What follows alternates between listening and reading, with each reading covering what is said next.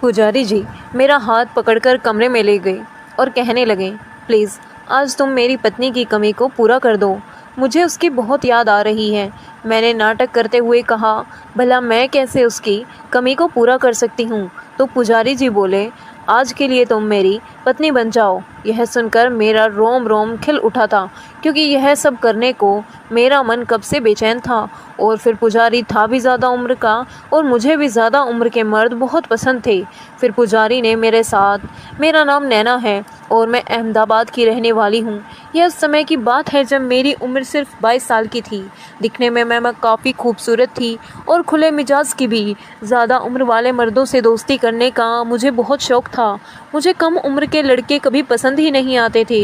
यूँ तो गली के लड़के मेरे आगे पीछे घूमते थे, मुझे पटाने की हर मुमकिन कोशिश करते, लेकिन मैं कभी उन्हें घास नहीं डालती थी। मेरा मन हमेशा अधेड़ उम्र के मर्दों को देखकर मचलने लगता था। मेरे घर से कुछ ही दूरी पर एक छोटा सा मंदिर था। मंदिर में नया पुजारी आया हुआ था। वह अपने आप को बाल ब्रह्मचारी कहता था। उसकी उम्र करीबन 45 साल की थी। दिखने में मसावला था, मगर शरीर उसका बहुत कसा हुआ था। मैं हफ्ते में 4-5 बार मंदिर जाया करती थी। मंदिर में वह मुझे घूर कर शरारती नज़रों से देखा करता था। मुझे उसकी नीयत पर शक होने लगा था, मगर मन ही मन मुझे अच्छा भी लगता था, क्योंकि उसका बदन बहुत ही ज़्यादा कसा हुआ था, जो देखने में काफ़ी आकर्षित लगता था।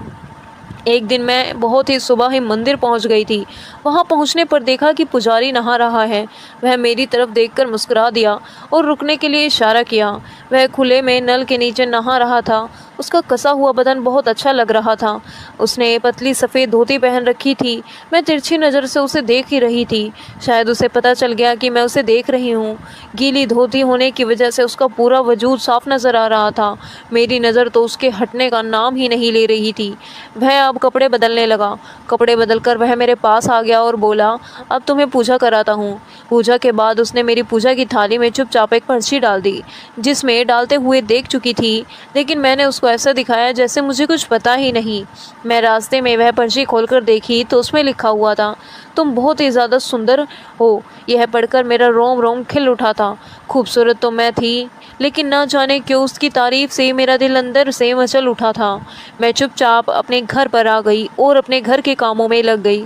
फिर रात को मैंने खाना खाया और खाना खाकर सो गई। अभी मुझे सोए हुए थोड़ी ही देर हुई थी कि मैंने सपने में देखा कि पुजारी मेरे साथ बहुत ही ज़्यादा शरारती हरकतें कर रहा है और उसकी यह हरकतें मुझे बहुत अच्छी लग रही हैं।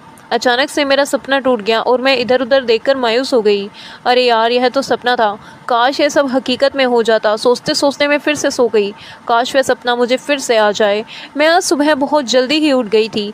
मैंने सोचा क्यों ना मंदिर चली जाऊं, पुजारी से भी मुलाकात हो जाएगी, उसका भी दिल की हाल पता चल जाएगा, आखिर उसके मन में चल क्या रहा है। मैं जल्दी से नहाई और तैयार होकर मंदिर चली गई। मैंने देखा पुजारी फिर से वही धोती पहनकर नहा रहा था। इस बार नहाते में उसने बहुत ज़्यादा देर लगाई थी और मुझे बैठने के लिए इशारा कर दिया। मैं वहीं से बैठी बैठी उसे घूर रही थी। थोड़ी देर बाद वह नहाकर आया और बोला, चलो मैं तुम्हें पूजा कराता हूँ।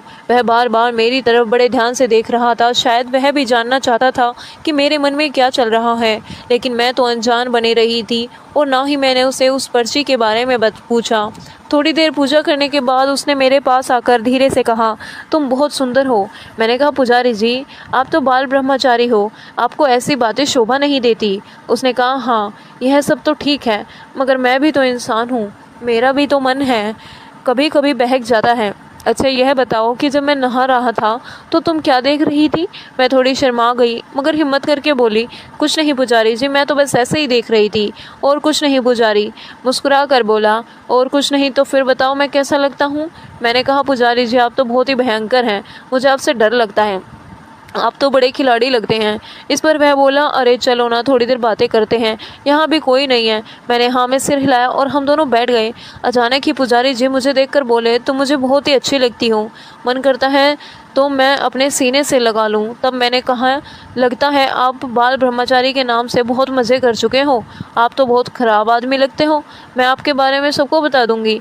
मैंने नाटक करते हुए कहा। पुजारी कुछ डर गया और कहने लगा, प्लीज़ ऐसा मत करना, मैं तुम्हें कुछ नहीं करूँगा, मेरी बहुत बदनामी होगी अगर तुमने किसी से कुछ कहा तो। मैंने कहा ठीक है, नहीं कहूँगी पुजारी को। अब थोड़ी तसल्ली हुई थी। फिर पुजारी बोला, अरे अपना नाम तो बता दो। मैंने कहा मुझे लोग नैना कहते हैं। अच्छा ठीक है, अब मैं चलती हूँ, लेकिन मैं कल शाम में फिर आऊँगी और आपसे और बातें करूँगी। और मैं मुस्कुराकर चल दी। दूसरे दिन करीब 7 बजे शाम को मैं मंदिर गई तो देखा कि पुजारी जी अकेले बैठे हुए हैं। मैंने पूछा, अरे पुजारी जी, आज कुछ चिंतित लग रहे हो? तो उस समय अंधेरा हो चुका था। मैंने उनके गाल पकड़कर दबा दिए। तब जाकर वह मुस्कुराए और मेरा हाथ पकड़कर कहने लगे, अरे नैना, मैं तो डर गया था कि तुम मुझसे गुस्सा हो गई हो। मैंने नाटक करते हुए कहा, नहीं ऐसा नहीं है। मैंने कहा, पुजारी जी, आपकी उम्र तो काफ़ी लगती है, आपने शादी नहीं की? तभी तक वह बोले, शादी तो की है, लेकिन मेरी पत्नी गांव में रहती है और मैं यहाँ तड़पता हूँ। मैंने कहा, तो फिर पत्नी को अपने साथ क्यों नहीं रखते? पुजारी बोला, मेरी पत्नी तब भी शहर आती है तो बीमार हो जाती है, इसलिए उसे गांव में ही रहना पसंद है। मैंने कहा, पुजारी जी, फिर तो आपको बहुत याद आती होगी ना अपनी पत्नी की? पुजारी बोला, हाँ बहुत याद आती है, लेकिन क्या करूं? मैंने पुजारी को तसल्ली देते हुए उनके कंधे पर हाथ रखा। उसने मेरे कंधे से हाथ उठाकर चूम लिया। मैं थोड़ी सहम गई थी। फिर पुजारी जी मेरा हाथ पकड़कर कमरे में ले गए और कहने लगे, प्लीज़ आज तुम मेरी पत्नी की कमी को पूरा कर दो, मुझे उसकी बहुत याद आ रही है। मैंने नाटक करते हुए कहा, भला मैं कैसे उसकी कमी को पूरा कर सकती हूँ? तो पुजारी जी बोला, आज के लिए तुम मेरी पत्नी बन जाओ। मैंने हिचकिचाहट होती जाएगी। पुजारी बोला, आज यहाँ कोई नहीं आने वाला है। इतना कहकर पुजारी ने मुझे अपने गले से लगा लिया और कमरे में बहुत धीमी रोशनी थी। अचानक ही पुजारी ने मुझे एक गिलास में शरबत दिया और कहने लगा, जल्दी से फटाफट इसे पी लो और बताओ कैसा है।